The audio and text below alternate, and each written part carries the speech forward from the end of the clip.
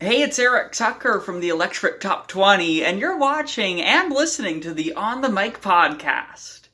On the Mic podcast. Okay, so do you want to introduce yourself to everyone who's watching or listening to this podcast and let them know what you do and all of that? And Yeah, so my name is Eric Tucker, and I am the host of the Electric Top 20. It's a syndicated top 20 countdown that I started earlier this year. And also recently, I just added Afternoon Drive at KDUK in Eugene, Oregon to everything that I'm doing. So I'm staying very busy, and I'm thrilled to be on the podcast today. Awesome. I'm excited to have you on here. It's going to be awesome. I can't wait for everyone to listen or watch this when it comes out. So, yeah. And then let's jump into the first question. It is, when you were a kid, did you even imagine you would be in radio today? Oh, yes, I definitely imagined it. I don't even know, I've been doing radio forever. I used to make my own little mixtapes on cassette, and then I would record the radio, take the songs that I wanted, and then insert my voice in between, and then I would make my own shows, and then I'd leave them at gas stations hoping that people would take them. So that was my early syndication. And then when I was 13, I actually got into internet radio, and I started 96.3 VIP, and this was back in 2007 when iTunes Radio was a big thing, and I was listed on iTunes Radio. Oh, wow. I did the whole station from my house, which I know you're very familiar with, and yeah, it was a fun adventure. So really, all my life I've been interested in radio, and even when I was a kid, I really wanted to be in radio.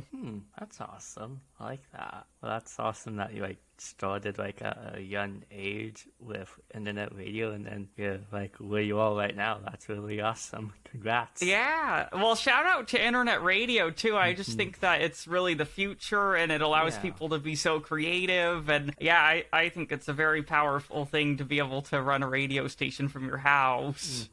And then, how did you get into this industry, this awesome industry? Yeah, so the internet radio opened up a lot of doors. I made friends with people, and I made friends. Well, two main friends that I made were Joe Halfley from B98. He runs that online station, and then Paul from Hot 97.7. I met both of them, and Paul actually told me about Ohlone College in Fremont, and that's where 89.3 KOHL is. It's a college top 40 station. So I ended up moving from Chico, California to the San Francisco Bay Area, and then I got fully immersed, and I started taking radio and television classes, and the rest was history. It led me into working in San Jose at Mix 106.5, and then I moved up to Chico and became program director and hosted afternoons at Power 102.1, and then I started my syndicated show, and then now here I am in Oregon, too. Wow, that's awesome. That's amazing. Like that. And then, how does it feel to be the afternoon host on that station 104.7 KDUK? How does that feel so far? Well, I used to listen to KDUK. I used to stream it online a lot, so it's pretty cool. I never would have thought that before. I just really enjoyed listening to them growing up and stuff, and I was very fortunate to find this position. But what I will say about it is, from not working in radio for a while, it made me realize that it's important to have creative outlets even when you're not employed, because employment can come and go in this industry, and it's really important to have your own passion. So hosting a podcast, starting my show, all of that kind of stuff, it makes it so you can still have a creative outlet, and then you're not reliant on an employer to give you the creative outlet. But I'm very grateful, because now I'm able to do my own creative outlet, and I'm able to work for a radio station again, and so I'm very happy with everything right now. It's worked out very well, but the last 2 years have been a lot of reflecting and just realizing what I'm interested in, and trying to come up with my own creative outlets too. That's awesome. That's amazing. And then I saw that you're the assistant program director or something like that too on the station, or something like that. That's what it said on your Facebook page. So, Yeah. yeah, what is that like, and how is that different from being a DJ like on air? Yeah, well, I just started, so I haven't done too much behind the scenes stuff as assistant program director yet, but I'm going to be learning a lot pretty soon. And I will say, in my previous job as program director, I chose all of the music and I did the music scheduling, and then I also hosted the show and produced imaging. So I imagine that there's going to be some similarities as assistant program director and also helping out with promotions. So I'm not too sure what everything entails yet, but so far I'm having a lot of fun. That's good. That's always good to hear and all of that. So that's awesome. Then what do you like about getting to be a radio DJ? What do you love about that? Connecting with the community. I really like to be able to connect with listeners and be their friend on the other side of the microphone. So whether it's hosting my syndicated countdown or talking to people about local things that are going on in the community, I just love that connection. And I'm just a huge radio nerd myself, and audio is very powerful too. Yeah, that's good. I agree with that. Like radio, like yeah, audio is like powerful too. That's like a factor, something like that. Like I agree with that. Well, I tried TV classes, and let's just say that I like being behind the scenes and behind the mic the best. Same with me too. Doing internet radio and being on camera a little bit, like I'm not really a huge fan of that because like I'm a shy person and all that, and I don't like know like really what to say a lot, and yeah, like doing the behind the scenes or something like that, or like just filming or something like that. Like, well, you're doing it. You're on camera, so you're definitely pushing forward and going for it. Yeah. Thanks. And then, what's your favorite thing about getting to like work with your coworkers and getting to work with them in the past? What's your favorite thing about that? Yeah, the sharing creative ideas is my favorite part about working with other people. I think especially when you're around a lot of other creative radio people, you can build on each other's ideas, you can make compromises to promotions that you want to do, and you really can get a different perspective working with different people. So I value that a lot, and especially just doing my own show for a while and really doing it all from home and not having much communication. I really enjoy being in a building with other radio people. I think that's a very unique experience. But my main takeaway is that it's always good to network, and if there's ways that you can share your work with people and collaborate, it's a great way to go. Yeah, I like that. And then what made you decide that you wanted to do your own like syndicated show? Yeah, well, it was because I was applying for a lot of radio jobs and I wasn't really hearing back, and I said I'm tired of waiting. I just wanted to do my own thing, and then I started it. But what's interesting is I actually think once I started my show, it helped me stand out and get more interviews for radio jobs. So it was almost like the moment that I decided that I was going to do it on my own and just do it for fun, to have a radio outlet. It actually helps me with my job search too. So yeah, so start your podcast, start your show, just be creative. That's my advice to everyone. Well, that's good. I like that advice. It's awesome. And it's like easy and simple, and yeah, I like it. It's and awesome. Podcasting is so accessible to everyone too. That's the really cool part about it. So and people shouldn't be afraid to fail if they want to start one and just try it out. There's really only something you can gain from that. So I just think that with the internet right now, it's good not to wait for other people to give you opportunities, but to create your own. Yeah, I agree with that. Like as I was saying, something like about podcasts, like about like video being like the next thing for podcasts or something like that. Like crazy, it's changing, and yeah. Yeah, well, you're definitely adapting to all of the change too. That's great that so you do a video component to your podcast, and then you also have an audio version, right? Yeah, I saw that. I started like using Anchor, which is owned by Spotify. I started using that like before they even like decided to like make the change to podcasts about like when podcasters upload video onto the platform. And I started using the platform, and it's nice that it's like free. And I like started like before they even like did the whole like posted like the news and the announcement like that week, and like that they're rolling out like video to like podcasters like before they even announced that. Like I did like started like doing like audio interviews, doing that, and now when I found out that awesome news that Anchor was rolling that out, I like signed up as possible, and now I have access to it, and I'm like, yeah, and I also, before that even happened, I like posted the interviews on the YouTube channel when I made it, so that was good. And now I'm uploading the interviews onto YouTube and Spotify, and the audio is still gonna be like on other platforms. So yeah, Wow, very cool.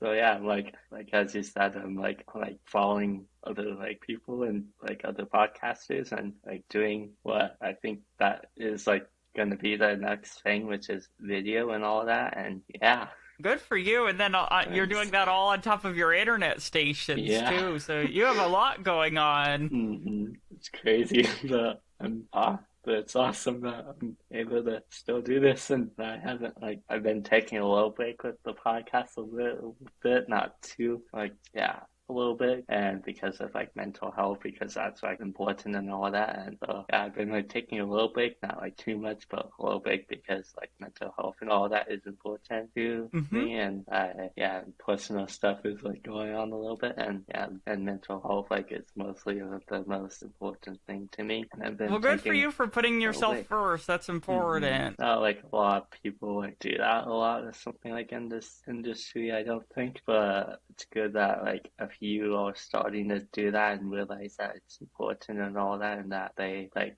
that's important for them, and that like if they need to reach out to the boss, they can, and yeah, so that's good. Yeah, it's so important. You can't really be creative if you're not feeling 100% and stuff. So I think it's really good to be able to make sure that you're feeling okay, and then the creativity flows. It really works a lot better when you're feeling good about everything. Yeah. I like that. What's your favorite thing about getting to do your syndicated show? What do you love about that? Yeah. When I listen to it, it's awesome, and you do an amazing job of it, and yeah. Oh, thank you so much. I've always wanted to do my own syndicated show, and I actually read R-Dub from Sunday Night Slow Jams. I read Go Syndicate Yourself, and I read it maybe a year ago or something, and it's a very good book, like I would say a life-changing book. But at the time when I read it, I wasn't ready to start a show. I just was interested in reading about people who had started their show. But then a few months later, I just decided, you know what, it's time. So it planted a seed in my head that I wanted to start a syndicated show, and that book started getting me to think about it, and then I started doing it, and I was very surprised because right when I started putting it out there, I had stations contacting me for it. Wow. And so that was really nice, and I know that it takes a while to get a show to grow and to add a lot of stations, but I'm pretty impressed in the short time that the Electric Top 20 has been around. I've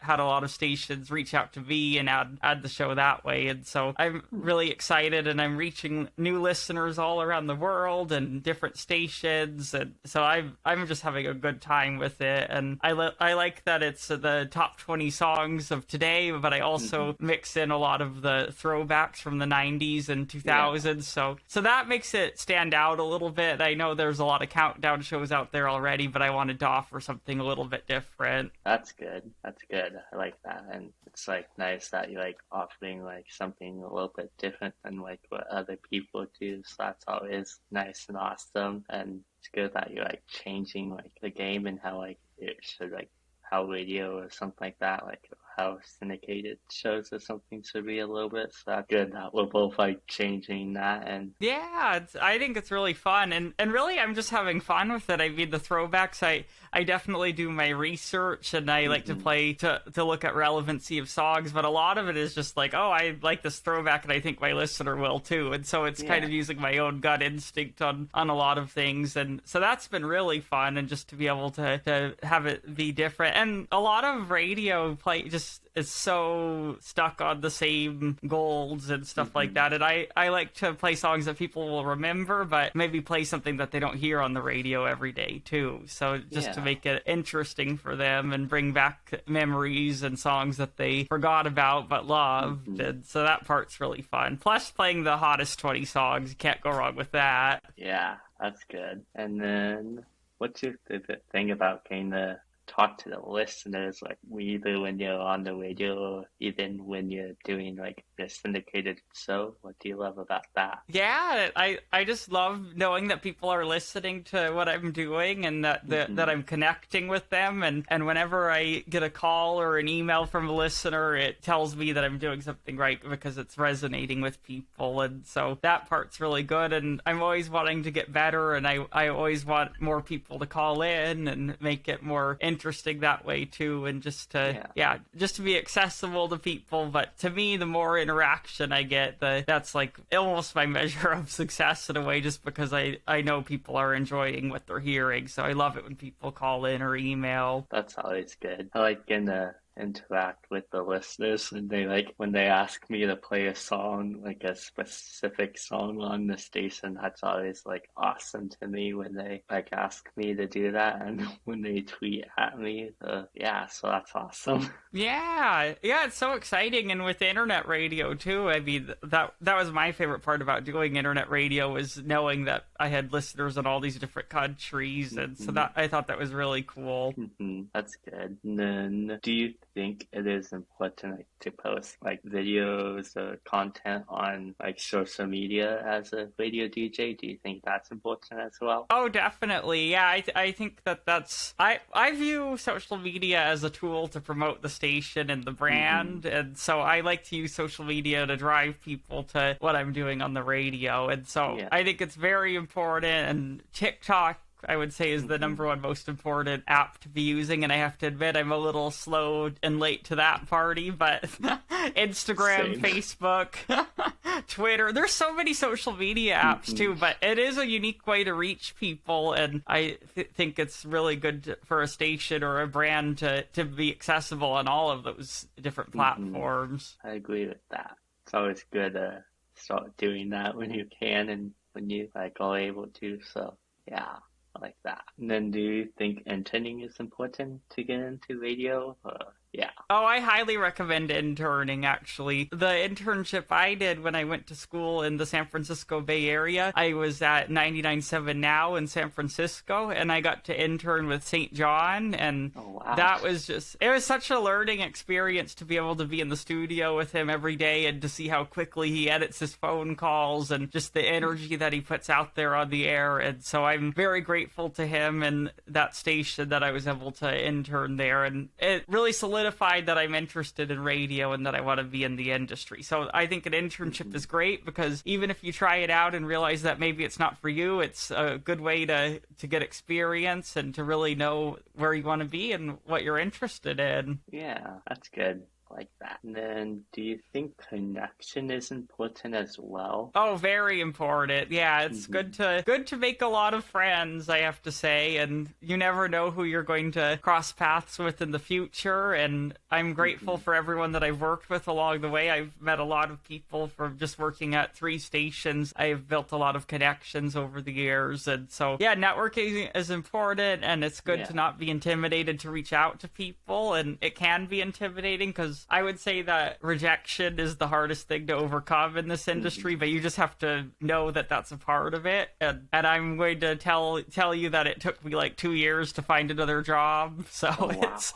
there's a lot of rejection in that, but I think the more that you can push through and you can be able to know that you have something to offer, and like I said, doing the creative outlets like the podcast or starting a show, YouTube channel, any of that is a good way to get through it. But yeah, I would say that it's good to be resilient and to believe in your own talent enough to keep pushing through. And don't be afraid to reach out to people, because that's how you do network, and somebody will email you back eventually. I like that. And then, what do you think radio would be like in 5 to 10 years? Yeah, I think there's going to be a lot more syndication, and I think that's kind of there's a good side to that, and unfortunately it is like a loss to local talent sometimes to have so much syndicated programming. So I would like local as much as possible. I think that's great, but syndication is the future, and that's another reason why I wanted to get my show out there, because I want to be able to be on multiple stations and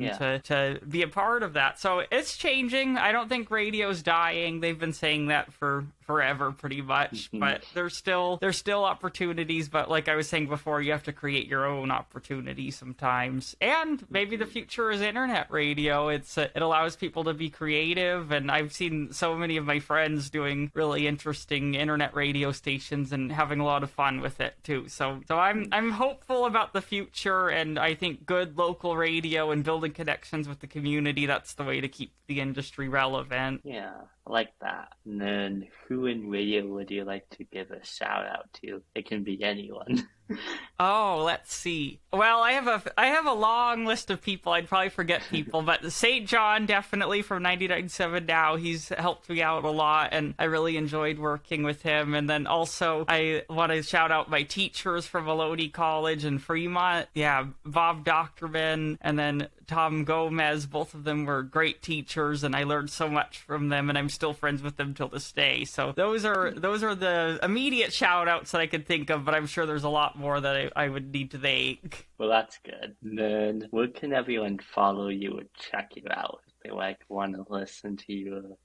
Yeah, so my website for my show is electrictop20.com, and then my social media is all Eric Tucker Radio. So Eric Tucker Radio and electrictop20.com, and everyone can follow me on all the social media platforms. I am on TikTok, I just don't post on there yet, but that's going to change soon, so.